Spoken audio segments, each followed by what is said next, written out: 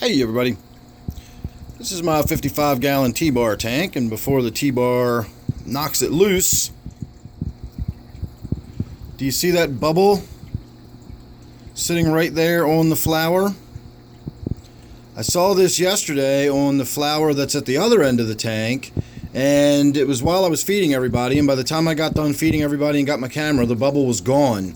And we almost had the same thing happen. I just got done feeding everybody, I grabbed my camera, and we just saw that T-bar knocking into that flower stalk. But that bubble, you can see right there on the side of it, is definitely a little oxygen bubble. I'm going to zoom in here for a second. That is unmistakably a little oxygen bubble on that flower. So that is pearling. It's not a lot of pearling, but it's pearling. A lot of people, when you think of pearling, you tend to think of it being, all over everything, and that's not necessarily the case. Yesterday, this little flower spike right there had the little bit of oxygen, little oxygen bubble on it. So I've been talking recently about putting this new LED on the tank, and whether or not it was going to be conducive to good, vigorous growth. I think we can now confidently say that yes, indeed, it's very good for vigorous growth.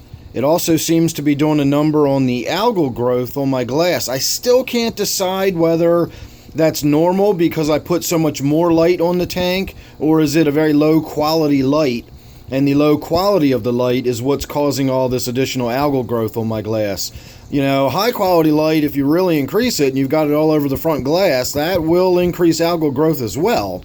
It's not only lower quality light, and I'm going to do a video here in the near future, and I'm going to talk about what I mean when I say quality of light and how LEDs make light, the various light spectrums that shine on your plants, how they use them, and all that sort of thing.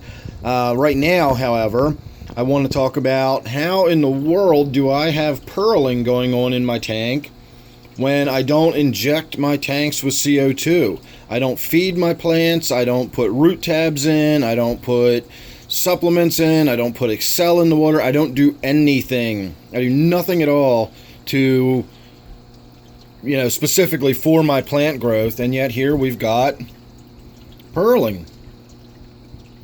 So contrary to popular belief, pearling is not indicative of CO2 saturation or high levels of CO2 in your water. Pearling is an indication of oxygen saturation. If there was more room for oxygen to dissolve freely into the water, it wouldn't be accumulating on that little flower spike right there. It would be freely dissolving into the water. So I'm probably pretty close to peak oxygen. Now, when the lights go out and photosynthesis stops, the plants will then begin consuming the oxygen that's in the tank. So by morning time, I'll probably be down to very low levels of oxygen in the water. But for now, with all those lights going and all that vigorous growth, because that's the other side of it, you can only get that kind of oxygen production if you've got really vigorous growth. It's the photosynthesis. It's the plants that are drawing the carbon dioxide out of the water. They're using the energy from the light to break the carbon off of the oxygen, and then they release the oxygen back into the tank. And with really, really good lighting like this, they're dumping so much oxygen into the tank that the water is now becoming saturated, and it can't just freely dissolve into the water anymore, and you wind up accumulating these little bubbles on it. So if I ever get to the point where I start seeing the pearling on the leaves and everything, that'll be really interesting. Now, keep in mind, you also do have to have the CO2 available. They can't produce these tons of oxygen. They can't produce all this oxygen if they don't have a large supply of CO2 to draw from in the first place. That oxygen comes from the O in the CO2. So I do have higher levels of CO2 in my tanks. I've discussed it many times, but it's been quite a while since I've really gone into any kind of detail about it, so maybe I'll start talking about that again now that I actually have a reason to. I'm actually seeing pearling in my tanks. But this is my basement. And because CO2 is, for lack of an easier way of saying it, I'll say is heavier than air or heavier than oxygen, however you want to look at that, you do tend to get higher accumulations of CO2 in lower enclosed areas. And my basement meets that description. This is a very low enclosed area, and every time I look at the counter, let's see.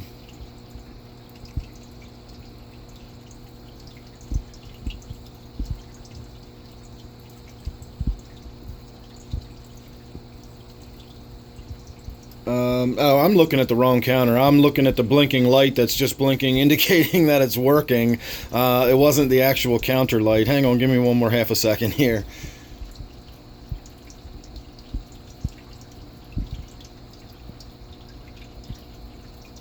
So we've got 700 parts per million CO2 in the atmosphere right now.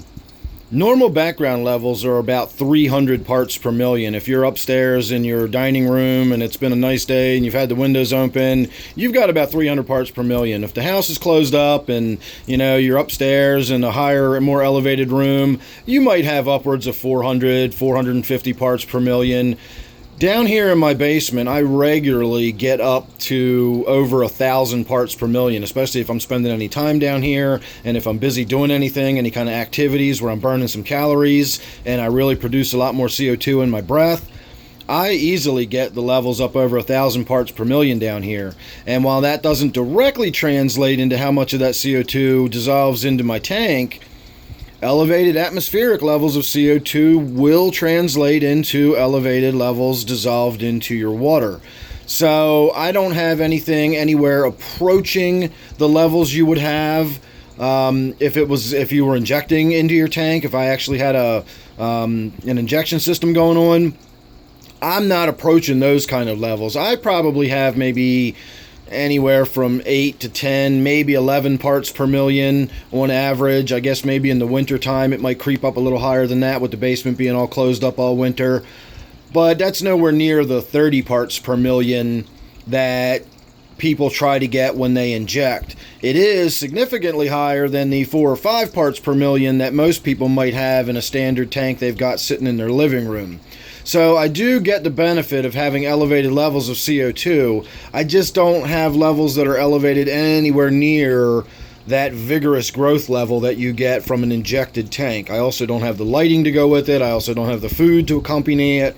But all in all, I think it's pretty safe to say that I've got just the right amount of nutrition, lighting, and CO2 that I get pretty good, vigorous, lush growth in my tanks. Not denying that I have very simple to care for plants, very low lighting needs, very low nutrient needs, but that's why I have those plants, so I don't have to mess with it.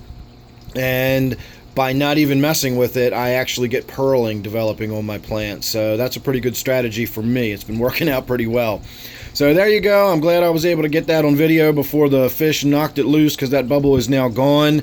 Now that I've got this light on this tank, we'll see what happens in the future. I've got this light on a couple other tanks, but I don't have the same clarity of water. I've got a lot more tannins in those other tanks, and I have a lot more floating plants in those other tanks. So I just don't think we're going to get the same kind of pearling effect, and I honestly don't think we're going to see this pearling again once the little flower spikes there on the Anubias go away. Once they're gone, we'll probably just get back to nice vigorous leaf growth and rhizome growth, but we're not going to really see any pearling after that. So there you go, just a little bit of an interesting tidbit. Make sure you're subscribed, that way you won't miss anything I got coming up. I really will try to get around all these videos I always talk about doing. I got to be in the right mood to sit down and do them, and it just seems like more and more lately that has been seldom the case. But the weather's eventually going to get nice again. I'll get out of my funk. I'll be able to get outside, start feeling like I'm alive again. And the quality of the videos will probably pick up shortly thereafter. So again, make sure you're subscribed, and that way you won't miss anything I've got coming up. And despite all those angelfish you see, this is my T-bar tank. So thanks again for watching. Hope you enjoyed that, and I will see you real soon on the next one.